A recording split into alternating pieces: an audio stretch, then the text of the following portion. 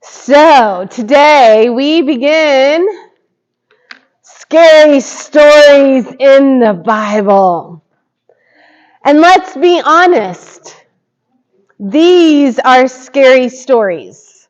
We do not often hear them preached about because they are scary. We don't often even know them because they are scary. These stories scare us because they force each of us to face topics that we don't really want to wrestle with in our day-to-day lives. They force us to face death, power struggles, and how God may or may not interact with the world. And it is easy for us to want to dismiss or explain away these stories. We can say things like, God works in mysterious ways. Or maybe we'll just ignore these texts altogether. Or we use excuses like, that's Old Testament God. Even though there are so many stories within the New Testament which are also slightly scary. We want to fix what is wrong with these scary stories. We don't want to deal with the possible implications because none of them actually seem life-giving or loving. Yes, we can start the excuses. They were told long ago. They may not be factual. They may not even be historically accurate. And yeah, we can do some study. We'll go and study them and we'll find the helpful explanations. But I'm going to encourage all of us not to go there first. First, I invite us to just sit with these stories. Just sit with what we heard. Take time to think that at some point, someone or some group of people at some time needed this story to explain how God was working in a hurting world. That God needed these stories, whether we want them to or not. For some reason, these have staying power. Now, today's scary story comes from the book of Numbers in the Torah. In some traditions, this book isn't called Numbers, it's called In the Wilderness. So as you look at this slide, you can see where the Israelites were in the wilderness in the journey that they took. Now, many of us try in our faith lives to pass through the wilderness very quickly. We want to get to the promised land, and therefore, a lot of times we don't know the details of all the things and the struggles that happened in the wilderness, because the wilderness can be scary. The wilderness is a place where we need to trust God on a completely different level, where we need manna to rain from heavens because we cannot provide for ourselves in the wilderness. Now, I had never heard the story in Numbers 16 until I was in seminary. Now, while let's be honest, there were probably a number of biblical stories I had not heard until I was in seminary. The sheer magnitude of this one is what shocked me the most. It is an epic tragedy where thousands of people die in 3 horrific ways. And they may only be including men in that number count. Many more may have actually perished. In what we heard today, there was an earthquake where almost entire families were swallowed into the earth. Then there was a fire where 250 leaders were killed. And right after that, a plague where 14,700 people died. This is not a small number of people. It is not a small occurrence. It is not one of those stories that is hidden in just a few verses. As Carol had to do, she read the majority of the chapter. And more would have died had Aaron and Moses not kept intervening and begging God to stop and spare those who had not rebelled against them. The sheer magnitude of grief and fear being experienced by those in the wilderness.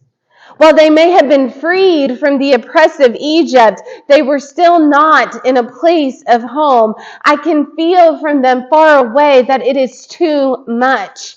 And they are asking that question, what led to this? It is that kind of question, what happened that led to this, that I think is one of the most sought after questions in all of human history. It is that question that can speak to us today as we try to figure out what is happening in our world and how we can respond faithfully. Have we rebelled against God? What does that mean? Because part of the struggles that are happening today is that different people do not agree on what that means.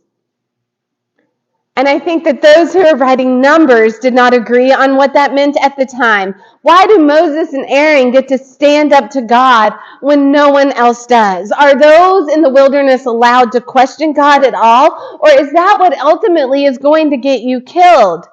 Why are people supposedly God's chosen not able to get to the promise that was ultimately given? There must be a reason. There must be a reason this is happening. There must be an answer.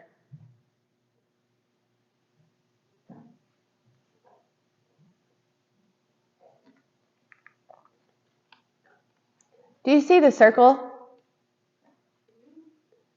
You realize that that's only a few miles from the Gaza Strip.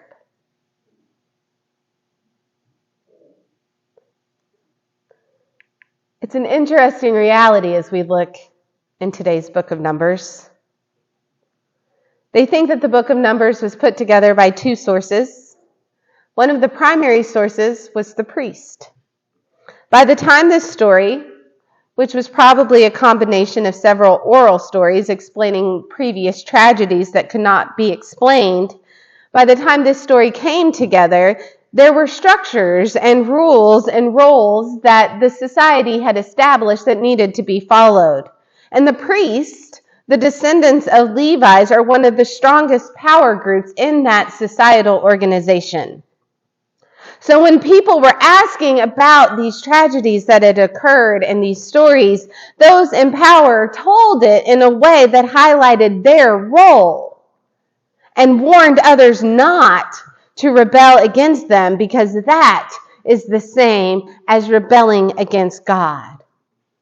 It was their way to respond and find a way to answer what happened that led to this, what happened that led to these deaths, what happened to lead to these fires and this disease. Why is life so hard? Life in the wilderness, life in the day-to-day. Wasn't this freedom supposed to give us a better life?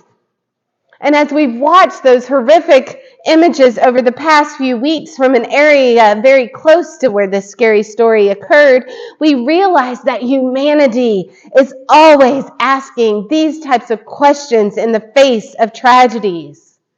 Why are people dying? Who is to blame? And where is God in these hardships? Maybe, just maybe we did something wrong.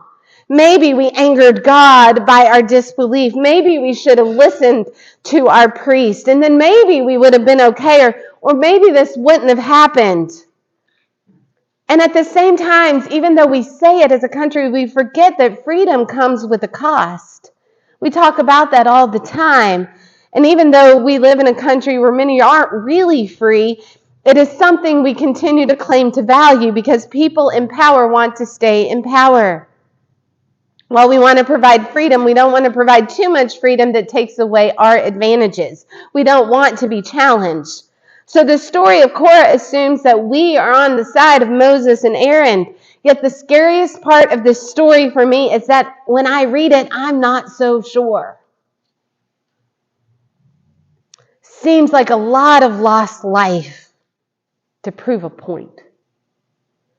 When what happened probably couldn't actually be explained, And so the stories over time were changed by the people in power to be able to stay in power and provide those answers that keep us in line. And what's interesting is this then, if you compare it to stories from hundreds of years later, shows us how dangerous it really was for Jesus to challenge the priest.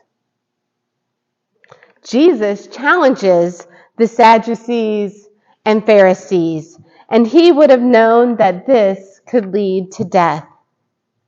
In fact, his challenging of the Pharisees and Sadducees did contribute to his death. And so it's interesting, in those stories, of course, we're on Jesus' side. But in this story, we're supposed to be on the side of Moses and Aaron. And the scariest thing about the story of Korah is when we read it, something doesn't sit right. And even though we can see that Jesus presented another way of engaging with those in religious authority many years later, if we go to just this story, it scares us. Or at least it scares me to acknowledge that something doesn't sit right. Because if, by saying that out loud, what if I am going to be swallowed up in the next few moments?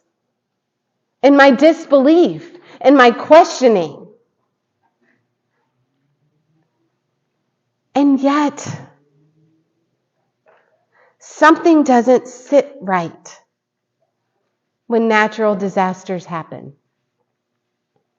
Something doesn't sit right when accidents happen. Something doesn't sit right when illness and war happen. And we are then called to respond faithfully. We are then calling upon our leaders to respond faithfully. We are seeking that better place and promised land. And yet we must name that scary things continue to happen in every generation. God continues to be something that causes us to question and question earthly powers and authorities. We know that bad things happen. It doesn't just pick. And our faith is constantly tested when they do. And maybe this is the good news. The reality that misery loves company, or in other words, that in difficult times, it's okay to need ways to explain what can never really be explained. That there has always been difficult wilderness realities and power struggles. That figuring out God in the hard stuff has always been hard. That we have to sit with the hard stuff. That doesn't mean we rebel or leave God. That we keep moving towards the promised land even when it seems that no promise is in sight. And that is why this story of Korah has power, because it doesn't make sense. And we live in a world where often nothing makes sense. Everyone at times seems to be rebelling. Leaders seem to be losing control and can't answer the painful realities. And when that happens, we sometimes make the mistake of choosing to put ourselves above God because we believe that God isn't listening. And yet that is the ultimate rebellion, the idea that God is not present in the difficult journey to something that is better, maybe not for us, but for future generations. And what that means and what that looks like and whom we should actually listen, well, we don't always know. And let's be honest, that is the scariest part of all. We just have to sit with the struggle. Not because we don't believe in a loving God who delivers us from evil, but because we do believe. We sit with the hard things that are happening, and we still trust that God's goal for humanity is something better than what may be currently happening. We don't dismiss, we don't ignore, we sit. We pray. We learn more. We struggle. And we remember and know that God is present with us in the scary stories of life, trying to find a way to make things beautiful. And only when we continue to recognize this and to live in community as best we can, only then can we move forward faithfully into those lands of promise. Amen.